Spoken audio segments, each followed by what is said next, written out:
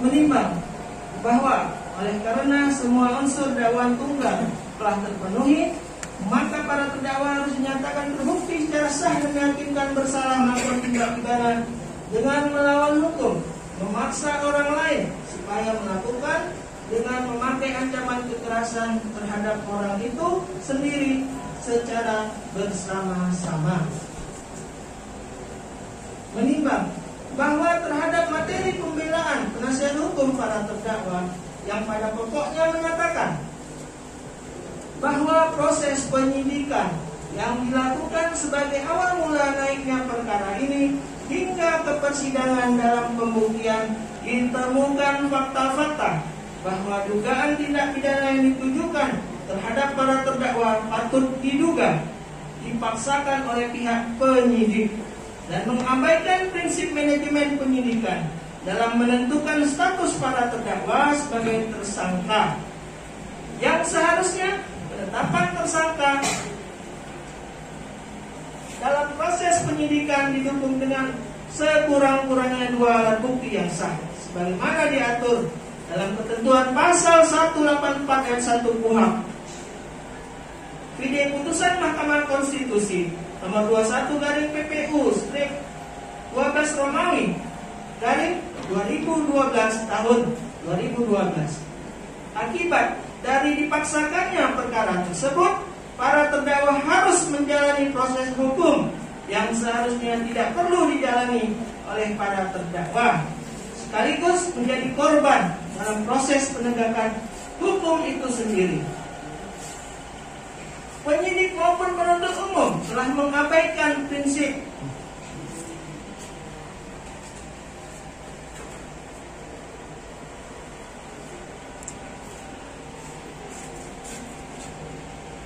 sehingga para terdakwa harus menjadi terdakwa atas suatu dugaan tindak pidana yang ternyata sesungguhnya perkara yang dituduhkan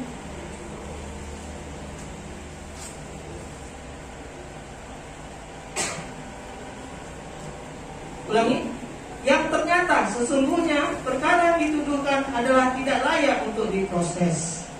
Bahwa dalam melakukan penyidikan terhadap para terdakwa patut diduga penyidik juga mengabaikan ketentuan dalam Kitab Undang-Undang Hukum Acara Pidana dan Kapolri nomor 6 tahun 2019 tentang manajemen penyidikan tindak pidana dalam menangani perkara dalam proses penyidikan, sehingga dalam proses penegakan hukum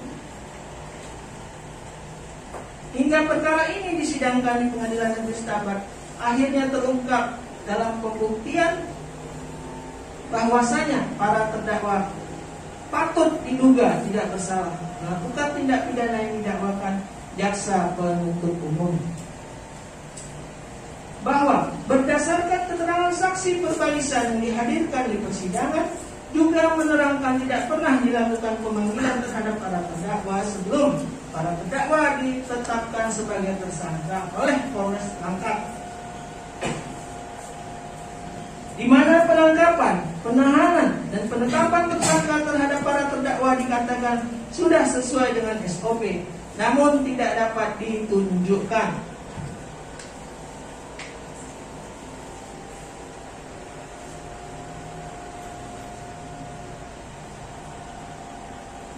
Bahwa selanjutnya terhadap bukti surat tertanggal 17 Mei 2021 yang menurut penasihat hukum telah terbit surat pengganti tertanggal 20 Mei 2021, menurut hemat majelis hakim hanyalah untuk mengalihkan bahwa tidak terjadi pemaksaan.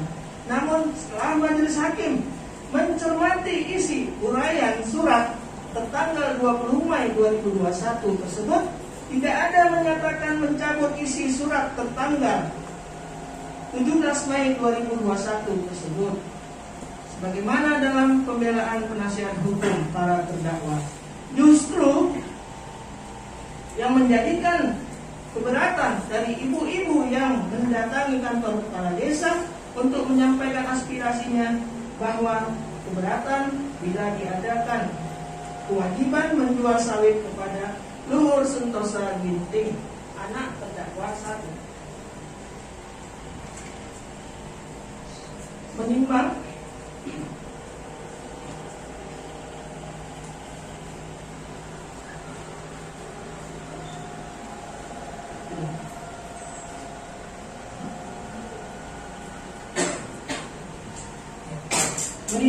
bahwa terhadap materi pembelaan yang diajukan oleh penasihat hukum tersebut,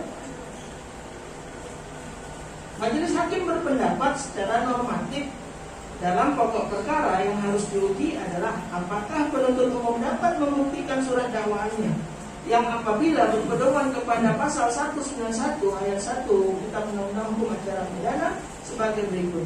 Jika pengadilan berpendapat bahwa dari hasil pemeriksaan di sidang kesalahan terdakwa atas perbuatan yang didakwakan kepadanya tidak terbukti secara sah dan meyakinkan, maka terdakwa diputus bebas. Demikian pula halnya dengan keputusan lepas berdasarkan pasal 191 ayat 2 KUHP yang berbunyi, jika pengadilan berpendapat bahwa perbuatan yang didakwakan kepada terdakwa terbukti tetapi perbuatan itu tidak merupakan suatu tindak pidana, maka terdakwa diputus lepas dari segala tuntutan serta putusan pemindanaan sebagaimana diatur dalam pasal 193 ayat 1 KUHP, yaitu jika pengadilan berpendapat bahwa terdakwa bersalah melakukan tindak pidana yang didakwakan kepadanya, maka pengadilan menjatuhkan pidana yang dari norma dimaksud dalam pokok perkara menurut majelis hakim sudah tidak lagi memeriksa materi pokok perkara sebagaimana apa yang disampaikan oleh penasihat hukum para terdakwa dalam pembelaannya dimaksud yang merupakan materi pra-peradilan yang tunduk pada yurisdiksi hukum acara yang berbeda. Demikian pula hanya pra-peradilan tidak boleh dicampur adukkan dengan materi yang pada pokoknya merupakan materi pokok perkara. Menimbang bahwa berdasarkan hal tersebut, menurut majelis hakim, yang terpenting dalam pokok perkara adalah apakah penuntut umum dapat membuktikan dakwaannya. Dan oleh karena semua unsur dalam dakwaan tunggal penuntut umum telah terbukti, maka segala materi pembelaan terdakwa yang diminta agar majelis hakim membebaskan para terdakwa tidaklah relevan dan harus dikesampingkan pula. Menimbang bahwa dalam persidangan majelis hakim tidak menemukan hal-hal yang dapat menghapus pertanggungjawaban pidana, baik sebagai alasan pembenar dan atau alasan pemaaf, maka para terdakwa harus mempertanggungjawabkan perbuatannya. Menimbang bahwa oleh karena terdakwa mampu bertanggung jawab, maka harus dinyatakan bersalah dan dijatuhi pidana. Menimbang bahwa dalam perkara ini terhadap terdakwa, terhadap para terdakwa telah dikenakan penangkapan dan penahanan yang sah, maka masa penangkapan dan penahanan tersebut harus dikurangkan seluruhnya dari pidana yang dijatuhkan. Menimbang bahwa oleh karena para terdakwa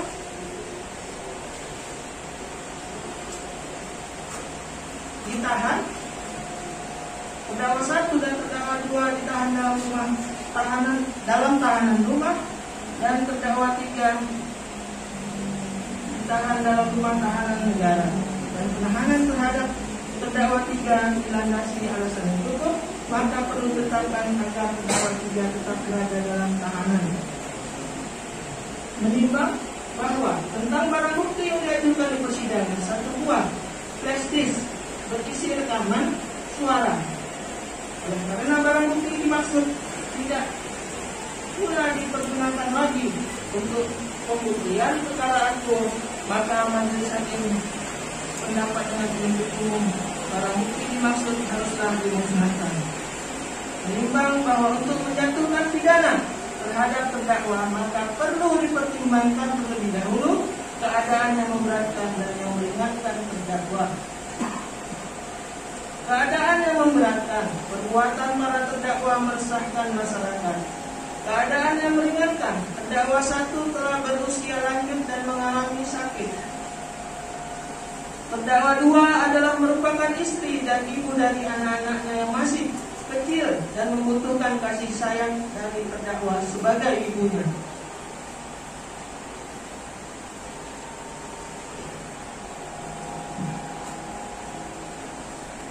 Para terdakwa bersikap sopan di persidangan,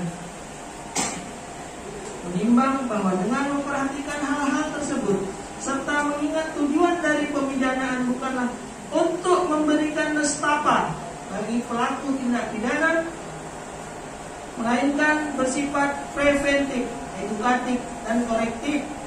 Majelis hakim berpendapat tuntutan pidana dari penuntut umum dipandang terlalu berat sehingga dipandang layak dan adil dan tidak bertentangan dengan rasa keadilan masyarakat bila mana terhadap para terdakwa dijatuhi pidana sebagaimana tersebut dalam amar putusan ini. Menimbang bahwa oleh karena para terdakwa dijatuhi pidana, maka haruslah dibebani pula membayar biaya perkara yang besarnya sebagaimana termuat dalam amar putusan.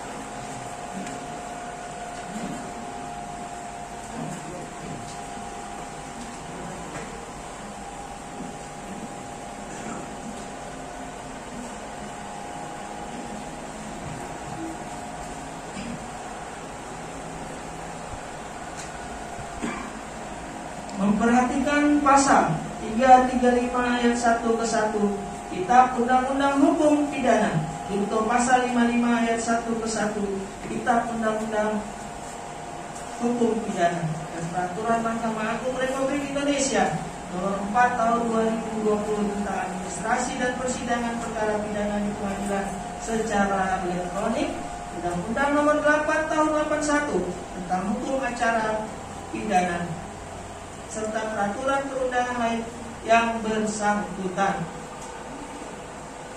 Bisa berdiri?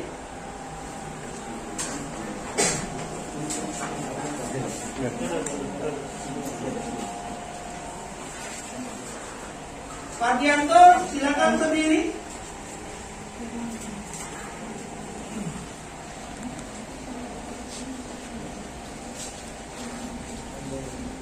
Mengadili 1.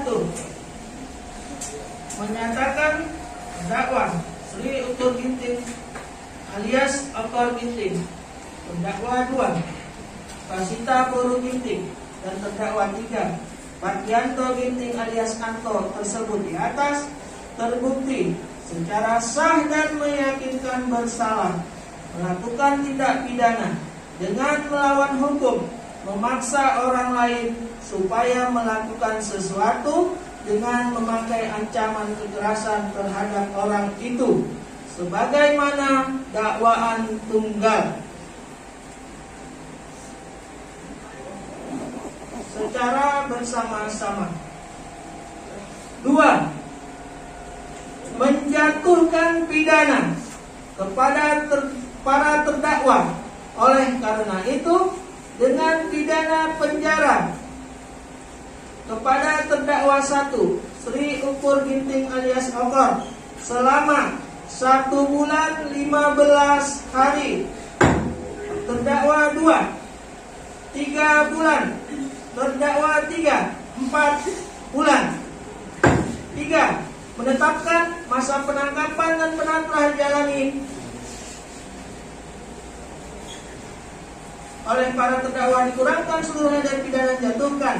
4. Menetapkan terdakwa 1 dan terdakwa 2 serta terdakwa 3 tetap berada dalam terdakwa 1 dan terdakwa 2 tetap berada dalam tahanan rumah dan terdakwa 3 tetap berada dalam tahanan rutan. 5. Menetapkan 1 buah flash disk berisi rekaman suara dimusnahkan. 6. Membebani para terdakwa bayar biaya perkara masing-masing Rp7.000.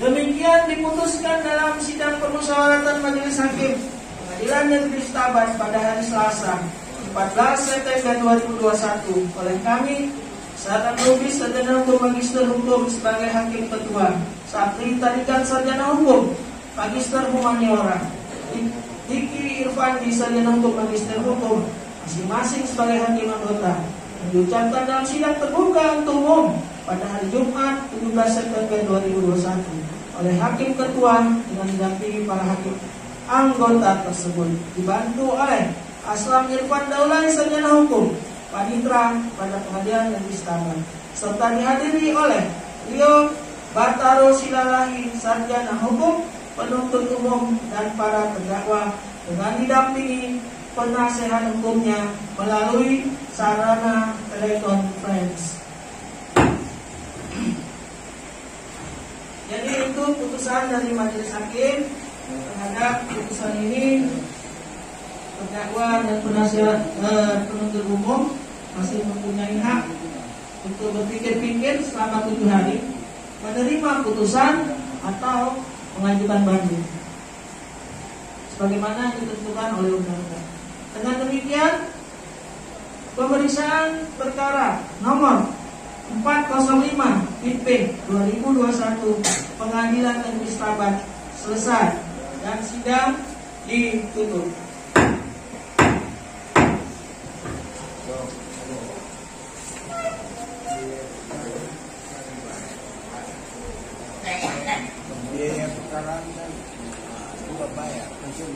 Nanti Pak, nanti masih pikir-pikir 7 hari. Siap ya. Ya, silakan belakangnya. Kita lanjut atau habis sholat? Ya, sholat ya. Kita jumpa jam 14.